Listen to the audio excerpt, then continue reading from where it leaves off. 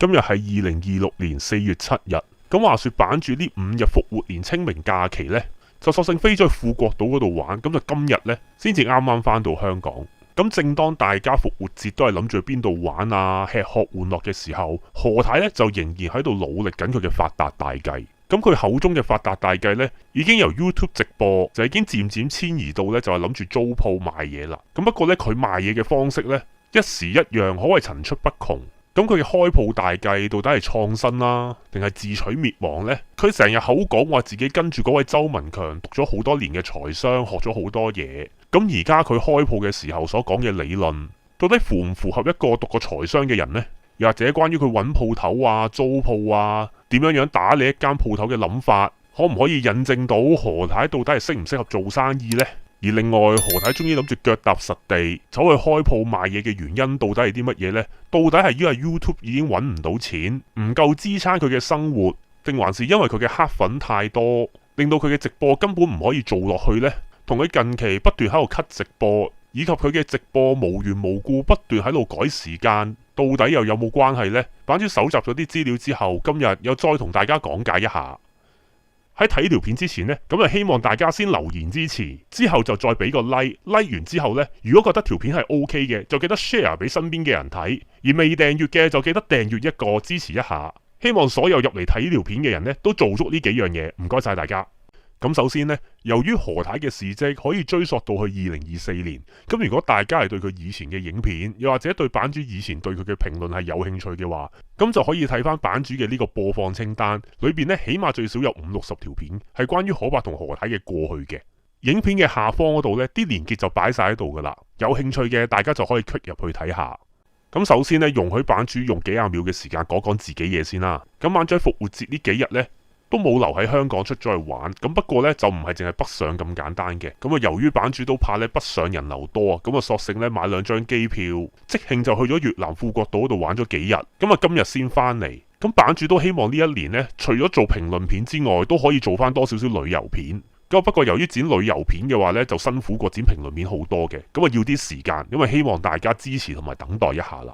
咁好啦，我哋翻嚟呢個評論啦。咁話說復活節連清明假呢5日呢，何太都有斷斷續續咁喺度做直播，冇周圍去玩嘅。咁呢個正常啦。法官已經勒令咗佢喺佢嘅案件正式完結之前呢，就唔可以離開香港嘅。咁長假期冇得離開香港，咁有咩做啊？咪唯有做直播咯。不過呢排呢，何太嘅動作呢就真係多咗好多嘅。咁首先呢，喺較早之前就俾網友影到佢喺大圍站嗰度一抽二楞。咁如果唔係法官勒令佢唔可以離開香港嘅話呢，咁10個有9個人都會認為何太咁嘅裝備呢就應該係翻大陸嘅。咁去到後期咁啊，相信大家都知啦。何太估計今次嘅動作呢就係去問人攞貨，攞貨嘅目的呢就係為咗開鋪。咁佢較早之前嘅直播呢都已經講咗噶啦，就話呢諗住去睇天水圍新北江商場嗰啲鋪呢，就話諗住短租一個商鋪就去賣下嘢。咁佢就話新北江嗰啲鋪頭業主呢普遍都係開1年嘅租約，但係佢係希望係半年。咁然後咧，成日把口就喺度講住咧，就話，租到咪租咯，租到咪做生意咯，租唔到都冇辦法噶啦。聽落咧就好似好冇所謂咁，但係其實如果何太已經一早入定晒咁多貨嘅話，其實佢租鋪呢樣嘢咧就勢在必行噶啦。相信咧係遲與早嘅問題，或者睇下到底係業主先妥協啊，定係何太本人先妥協嘅啫。咁佢賣咩貨呢？聽出嚟咧都比較搞笑嘅。咁佢最早期嘅直播咧就表示會開間鋪咧就賣海味。咁但係為咗吸引佢嘅顧客呢，就係諗住賣海味呢就送衫。咁講到海味嘅時候呢，佢又好雀躍啦，又喺度重提呢佢當年魚肚當花膠嘅嗰個理論啊。咁話說有網友呢就問翻佢啊，你會唔會又賣翻花膠啊咁樣樣？咁佢呢就喺度興高采烈講話，而家啲花膠呢入貨好平噶咋。我買嘅話呢20零30蚊呢可以有一袋噶啦。咁正當啲網友好奇怪吓，花膠可以賣到咁平嘅咩？咁原來何太呢又開始喺度偷換概念啦。佢就講緊呢20幾蚊一包嗰啲呢，原來又係嗰啲曬乾咗嘅魚泡。咁佢又用嗰啲理論啦，花膠咪即係魚泡咯，你買魚泡即係同買花膠冇分別噶啦。咁版主曾經都解構過何太點樣偷換概念噶啦。咁即係簡單啲嚟講啦，何太同李嘉欣呢都係女人，都係有眼耳口鼻嘅。咁所以何太就覺得自己呢就同李嘉欣係一樣。咁所以呢，何太本人呢就即係李嘉欣啦。何太就係用呢啲咁荒謬嘅理論呢，就喺度偷換概念嘅。咁版主喺呢一度呢，就唔詳細解釋啦。如果有興趣嘅話呢，大家可以睇翻2024年嘅呢一條影片。咁至於佢開鋪頭賣貨嘅方式呢，亦都係奇葩嚟嘅。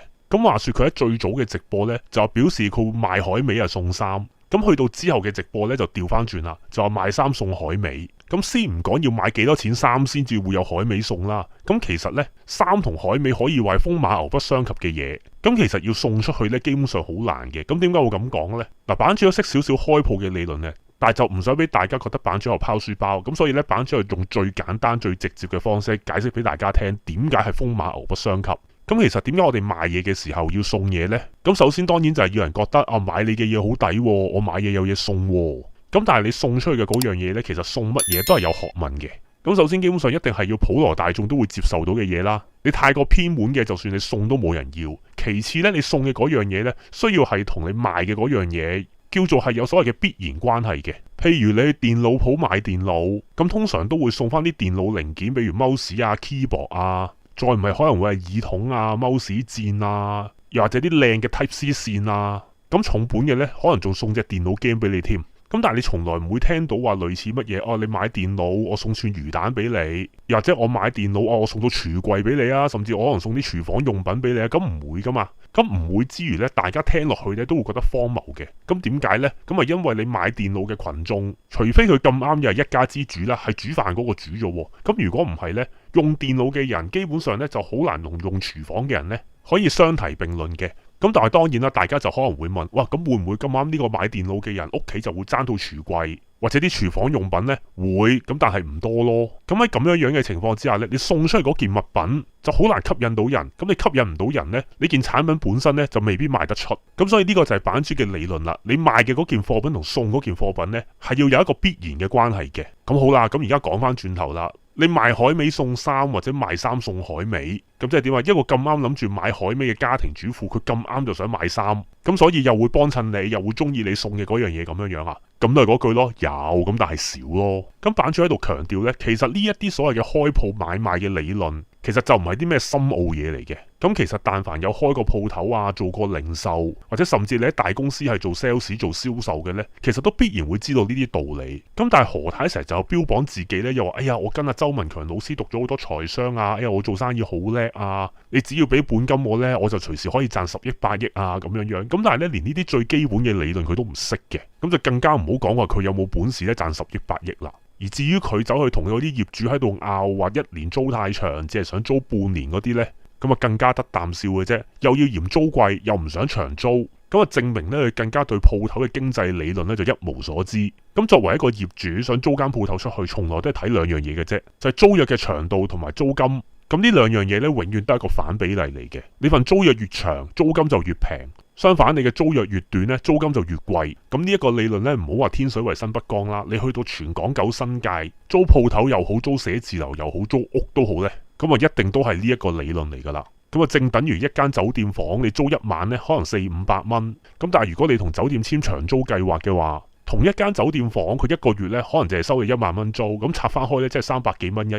咁點解會咁啊？就係因為長租嘅話，租金就會越平。你短租淨係租1晚嘅話，咁租金梗係越嚟越貴噶啦。咁呢一樣呢，亦都係一啲好簡單嘅商業理論嚟嘅。咁但係何太呢，亦都係唔識。咁都係嗰句啦。咁到底嗰個周文強老師所謂教佢財商，其實教咗佢啲咩呢？教佢哋喺鏡頭前面讀佢哋嗰啲理論，定還是又同人解釋點解有高比拜仁係姓科嗰啲咁樣樣啊？咁如果大家唔知版主喺度講緊乜嘢嘅話呢，歡迎大家睇翻版主嘅呢一條影片。咁裏邊呢，就已經講到明呢個周文強老師呢，其實就係冇料扮4條，其實就中學未畢業，坐過監，惹過官非，近呢幾年呢，靠不斷賣廣告令到自己翻身嘅啫。咁版主都係嗰句啦，如果大家係希望版主專做一條影片詳細講解呢個周文強到底係導師啊定騙子啊，到底一直以嚟係做啲咩嘅話呢，歡迎就留言講低。咁如果多人想版主講嘅話呢，版主就會研究出翻一條影片專係講佢嘅。咁好啦，講完佢嘅鋪頭發達大計點樣無稽之後呢，咁又講翻佢嘅直播影片內容啦。咁佢嘅直播呢，亦都係越嚟越無聊，不斷喺度同佢啲粉絲呢重複喺度講埋晒相同嘅嘢，咁又係講三幅屁嘅啫。總之但凡有少少反對佢嘅呢，就係黑粉，全世界嘅都係佢忠粉，黑粉呢係俾人收買咗嘅。之後就係讀佢周文強老師嘅理論啦，讀新聞啦，咁同埋最後就唱歌。咁比較有趣嘅呢，就係佢喺較早前嘅直播嗰度就聲稱有人請咗佢食2個包，之後嗰個人就不斷喺度攞呢件事呢，就喺度拿捏佢，要挾佢。之後佢就喺佢嘅直播嗰度呢，就話如果係嘅話呢，我請佢食翻20個包就算啦。咁但係去到早幾晚嘅直播呢，呢位女士竟然就真係再次出現喺何太嘅直播嗰度，就直接喺何太個直播嗰度問佢呢：「喂，你係咪話諗住還翻20個紀念品俾我啊？」咁嗰晚嘅直播呢，何太就要瞄咗條聲，就專係招呼佢。去到最後搞佢唔掂呢，甚至就要停咗個直播。咁啊，再加上呢，何太就成日聲稱，因為有好多所謂嘅黑網台轉播佢嘅直播，咁為咗唔想俾啲黑網台得逞呢，佢就決定佢嘅直播會開始打游擊。咁即係點呢？即係冇固定嘅直播時間，淨係知道係夜晚嘅啫。咁但係當佢正式宣布打游擊之後呢，喺今晚即係4月7號呢，何太又話唔做直播。咁之前嗰幾次呢，何太都會係咁樣講下，哎呀自己唔舒服啊，又或者天氣唔好啊等等呢，咁就所以唔做直播。咁今晚呢，佢唔做直播呢，連解釋都懶啦，就淨係話，哎呀今晚唔做直播啦，唔好意思咁多位寶寶，咁係冇講原因嘅。咁但係版主就會覺得呢，何太開始 cut 直播嘅原因，除咗頭先所謂要避開啲黑粉或者唔想益嗰啲黑網台之外呢，其實就不外乎係2個原因。第一個就係版主相信呢，佢開始會發現其實 YouTube 直播呢根本就唔可以幫何太賺到好多錢。咁其實版主大膽咁樣講呢，何太每晚做直播嘅嗰條直播影片呢，其實佢嘅收入大概只係得幾廿蚊港紙嘅啫。咁絕大部分人，包括何太在內，其實直播呢都係靠觀眾課金。咁就好似之前嗰個多多嗱，我哋唔知係做妹啊，定還是真係想捐錢俾佢啦，同埋下788啊、388啊咁樣俾佢嘅。咁如果佢嘅直播影片有人咁樣課金俾佢呢，佢係真係賺到笑嘅。咁但係如果佢條影片係冇人課金嘅話，咁就唯有純粹係靠佢擺條片上 YouTube 或者佢 YouTube 做直播嘅時候 YouTube 俾翻嘅廣告費。咁相信大家咧都曾經聽過呢，就何太咩一晚做直播可以收2-3千蚊港紙，一個月咧可以搵5-6萬。咁但係版主作為一個又有出過影片又有做過直播嘅人呢，版主可以好大膽同埋好負責任咁話俾大家聽，一定係冇呢個錢嘅。而根據版主嘅計算方法呢，版主又相信何太每晚做一場直播，其實佢嘅收入，即係講緊單靠 YouTube 嘅廣告費收入呢，其實何太就應該只係可以賺50幾至60蚊左右嘅啫。咁至於呢條算式係點樣計出嚟嘅話呢，咁版主就唔喺度講啦。咁再講嘅話呢，條影片呢30分鐘都講唔完。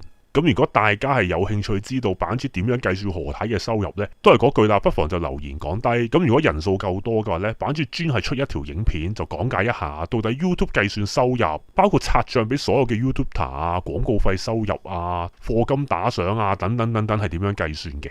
咁啊都係嗰句啦，如果大家係有興趣聽嘅話呢，就不妨留言講低啦。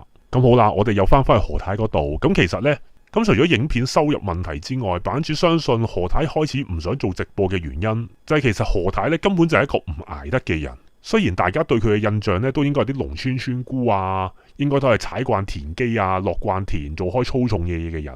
咁但係坦白講，唔知係咪因為落咗嚟香港之後呃慣男人、使慣男人錢，唔係好使點做嘢，咁所以咧何太實際上咧又冇嗰啲農村村姑啲咁捱得嘅。咁較早之前嘅影片，何太又已經講過咧，就話佢直播附近嘅地方好多蚊啊，又話好多黑粉望住佢啊，搞到佢周身唔自在啊咁樣樣。又或者好似之前咁樣樣落少少雨咧，又話哎呀落好大雨啊，所以又唔開直播啊。咁但係實際上原來嗰晚根本就冇落雨啊嗰啲。咁當有網友問翻佢會唔會下晝開直播嘅時候，何太就竟然答嗰啲網友咧就話哎呀下晝開直播好曬啊，好辛苦啊，所以咧暫時都唔會喺下晝開直播噶啦咁樣樣。